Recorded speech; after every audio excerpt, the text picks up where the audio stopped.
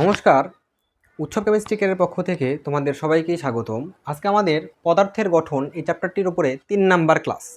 আমি বরাবরের মতো আবারও বলবো, এই চ্যাপ্টারের উপর হয়ে যাওয়া 2টি ক্লাস তোমরা যদি না করে থাকো অবশ্যই প্লেলিস্টে গিয়ে 2টি ক্লাস করো, দেন এই ক্লাসটা করো। আজকের ক্লাসে আমরা শিখব প্রতীক এবং সংকেত নিয়ে। প্রথমেই আমরা জানবো প্রতীক নিয়ে। প্রতীক প্রতীক জিনিসটা কি? মৌলিক পদার্থের বা মৌলের ইংলিশ নামের সংক্ষিপ্ত রূপকে বলা হয় প্রতীক। আবারও বলছি, মৌলের ইংলিশ নামের সংক্ষিপ্ত রূপকে বলা হয় প্রতীক। আমি লিখে দিচ্ছি, মৌলের ইংলিশ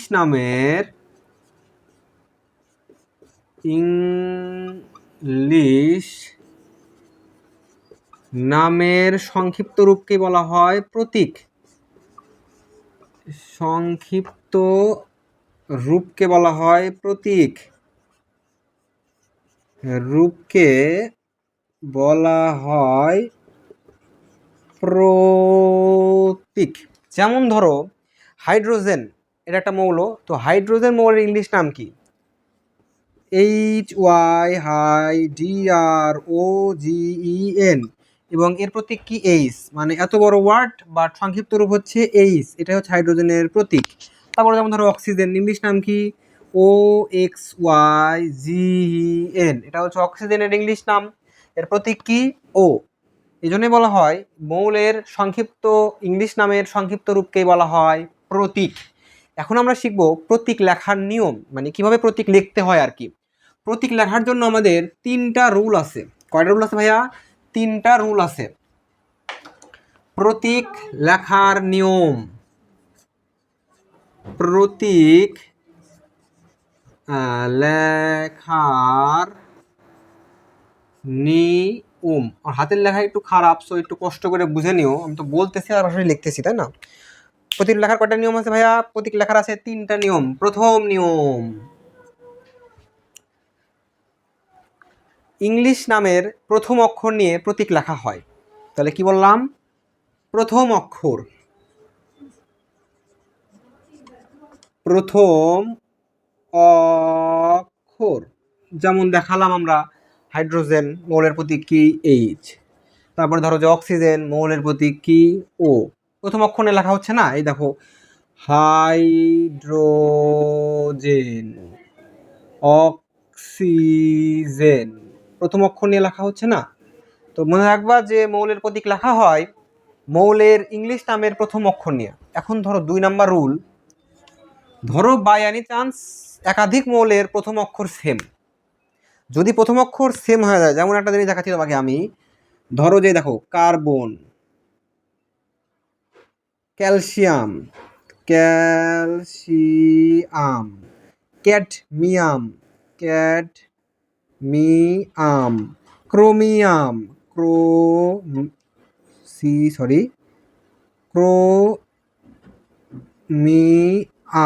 এখন দেখো, আমরা যদি শুধুমাত্র মৌলের প্রথম অক্ষর নিয়ে লিখি, তাহলে এইটার মৌলের প্রতীকও যদি নিই সি, এটারও হবে সি, এটারও হবে সি, এটারও হবে সি। এখন 4টা মৌলের প্রথম অক্ষর নিয়ে লিখলাম আমরা সি। এখন আমি যদি বলি সি, তাহলে তুমি কি বুঝবা? কার্বন বুঝবা, ক্যালসিয়াম বুঝবা, ক্যাডমিয়াম বুঝবা, নাকি ক্রোমিয়াম বুঝবা? কোনটা বুঝবা? তাহলে বিপদ হয়ে গেল, তাই না? তো দ্বিতীয় রুলটা হচ্ছে, যদি প্রথম অক্ষর সমান হয় সেক্ষেত্রে আমরা আরেকটি অক্ষর নিয়ে লিখব। যদি প্রথম অক্ষর সেম হয় বা একাধিক অক্ষর সমান হলে, একাধিক অক্ষর যদি সমান হয়, অক্ষর যদি সমান হয় সেক্ষেত্রে আমাদের 2টা নিয়ে লিখতে হবে। তো সেক্ষেত্রে হবে হচ্ছে, ফার্স্ট লেটার হবে, মানে প্রথম বর্ণ হবে বিগ লেটার, বিগ এল, এবং সেকেন্ড যে লেটারটা হবে সেটা হবে স্মল লেটারে লিখতে হবে, স্মল লেটারে। যেমন ধরো যে ক্যালসিয়ামে, মানে সরি, কার্বনের সি লেখা হয়, বাট ক্যালসিয়াম লেখা হয় সি এ। প্রথম সিটা বড় হাতের ক্যাপিটাল লেটার এবং দ্বিতীয় এটা নেওয়া হয় হচ্ছে ছোট হাতের। তারপরে ধরো ক্যাডমিয়াম, এখন ক্যাডমিয়ামের যদি সি এ দিই, তাহলে সি এতে কি ক্যাডমিয়াম বোঝাবে নাকি ক্যালসিয়াম বোঝাবে? এটা কনফিউজড, তাই এটাতে সি এ না দিয়ে সিডি দেওয়া হয়। তারপরে ধরো যে ক্রোমিয়াম, ক্রোমিয়ামেতে সি আর দেওয়া হয়। মানে অক্ষরটা এমন না যে আমাকে সেকেন্ড অক্ষরে নিতে হবে, সামঞ্জস্যপূর্ণ অক্ষর নেওয়া হয়। যেমন CA calcium, CD cadmium, CH chromium, CHO দেওয়া যায়, আবার CRO দেওয়া যায়, ক্রোমিয়াম বা CHRO দেওয়া যায়, এই জন্য CR লেখা হয় ক্রোমিয়ামের সংকেত। আশা করি তোমরা জিনিসটা বুঝতে পারছো। এরপরে লেখা হয় ভাই 3 নাম্বার যে রুলটা, সেটা হচ্ছে ল্যাটিন নাম। 3 নাম্বার রুল হচ্ছে ল্যাটিন নাম। ল্যাটিন নাম। এখন কথা হচ্ছে ভাই যে আমরা কেন ল্যাটিন নাম ইউজ করব, বা বিজ্ঞানীরা কেন ল্যাটিন নাম ইউজ করতেন। সভ্যতার আদি যুগে যখন বিজ্ঞানের চর্চা করা হতো, তখনকার মানুষের কাছে ল্যাটিন নামটা ছিল খুবই পরিচিত, এবং মানে ল্যাটিন নাম এই তারা কথা বলতে স্বচ্ছন্দ বোধ করতো। এবং তখনকার যারা বিজ্ঞানী ছিলেন, সবচেয়ে জ্ঞানীগুণী বিজ্ঞানী ছিলেন, তারা এই ল্যাটিন ভাষাভাষী ছিলেন ম্যাক্সিমামই। মানে ল্যাটিন ভাষায় মৌলগুলোর নামটাকে ইংলিশে কনভার্ট না করে সরাসরি ল্যাটিন ভাষা থেকে নেওয়া হতো। তো তারা ওই মৌলগুলোকে আর মানে ল্যাটিন ভাষায় ডিরেক্ট নিয়ে নিতেও কনভার্ট করতো না। তো কিছু কিছু মৌলের নাম ভাই ইংলিশ নামে কনভার্ট না করে ল্যাটিন ভাষা থেকে নেওয়া হয়। এরকম 11টা মৌল আছে। তো আমরা এখন এক এক করে দেখবো যে সেই 11টা মৌল কোনগুলা।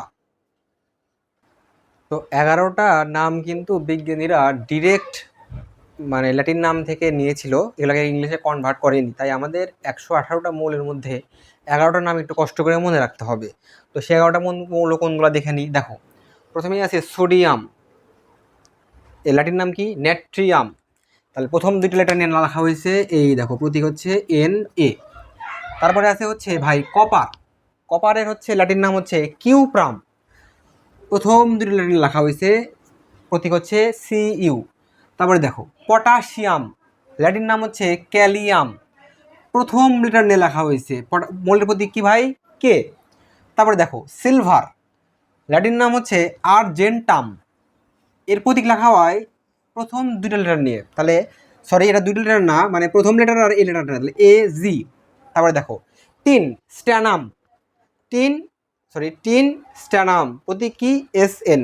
তারপরে দেখো অ্যান্টিমনি স্টিভিয়াম, SB। গোল্ড ওরাম, প্রতীক AU। লেড, ল্যাটিন নাম হচ্ছে প্লাম্বাম, প্রতীক হচ্ছে PB। এবারে দেখো টাংস্টেন, ল্যাটিন নাম হচ্ছে ওলফ্রম, প্রতীক হচ্ছে W। আয়রন, ল্যাটিন নাম ফেরাম, প্রতীক Fe।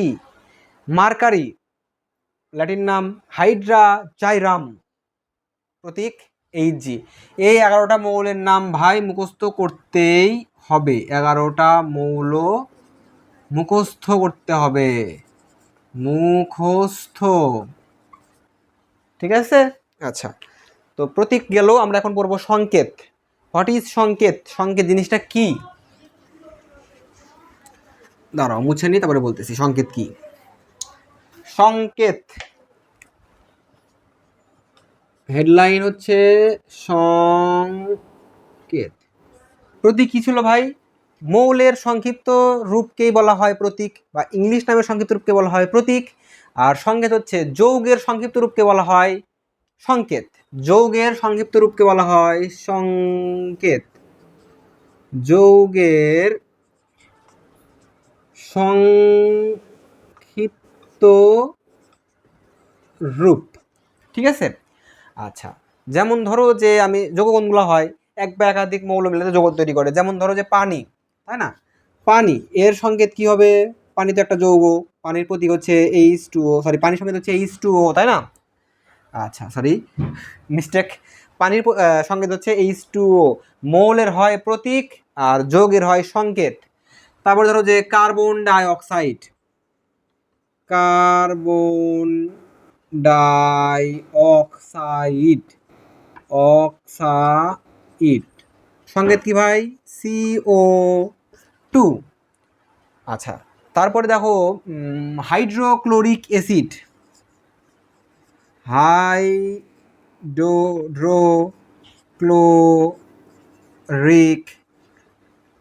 এটা কি হবে? HCl, তাই না? আচ্ছা, তো আমরা এবার সংকেত শিখলাম। সংকেতের দুইটা তাৎপর্য আছে। তাৎপর্য মানে হচ্ছে ধর্ম, মানে সে কি কি দেখায়।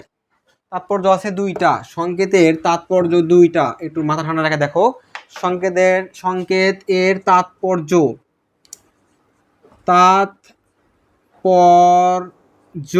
তাৎপর্য মানে হচ্ছে ভাই ধর্ম, যার মানে ব্যবহার কেমন সেটা।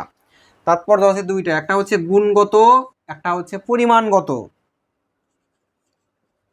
গুণগত আর একটা হচ্ছে পরিমাণগত। পরিমাণগত।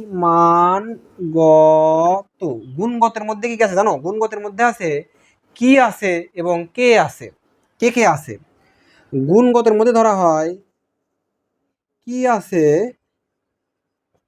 এবং কে আছে, কে আছে। ধরো যে কি আছে বলতে ধরো যে পানি আছে, তাই না? তারপর প্রশ্ন করছে কে আছে, কে মানে এর মধ্যে কে আছে? হাইড্রোজেন আছে, আর কি আছে? অক্সিজেন আছে। মাথা ঠান্ডা রাখে একটু বলার চেষ্টা করো। সংকেতের তাৎপর্য মানে হচ্ছে ধর্ম হচ্ছে দুই রকমের, একটা হচ্ছে গুণগত, একটা হচ্ছে পরিমাণগত। গুণগতের মধ্যে কি আছে এবং কে আছে। কি আছে মানে পানি আছে, কে আছে হাইড্রোজেন আছে এবং অক্সিজেন আছে। আর পরিমাণগতের মধ্যে কে আছে এবং কতগুলো আছে, বা কি আছে এবং কতগুলো আছে। ধরো যে কি আছে এবং কতগুলো আছে, কতগুলো আছে। যেমন ধরো কি আছে? পানি আছে। কতগুলো আছে? হাইড্রোজেন আছে দুইটা, অক্সিজেন আছে একটা। তারপর ধরো যে হাইড্রোক্লোরিক অ্যাসিড, কি আছে? হাইড্রোক্লোরিক অ্যাসিড আছে। কতগুলো আছে? একটা হাইড্রোজেন আছে, দুইটা ক্লোরিন আছে। তাহলে এই জিনিসটা মাথার মধ্যে ঢুকায় নাও একটু, যে সংকেতের তাৎপর্য হচ্ছে ভাই দুইটা, একটা হচ্ছে গুণগত, একটা হচ্ছে পরিমাণগত। গুণগতের মধ্যে পড়তেছে কি আছে এবং কে আছে। যেমন পানি আছে, পানির মধ্যে কারা কারা আছে? হাইড্রোজেন আছে এবং অক্সিজেন আছে। আর পরিমাণগত মানে হচ্ছে কি আছে এবং কতগুলো আছে। মানে কি আছে, ধরো যে পানি আছে বা হাইড্রোক্লোরিক অ্যাসিড আছে। পানি যদি থাকে তাহলে পানির মধ্যে কে কতটুকু করে আছে।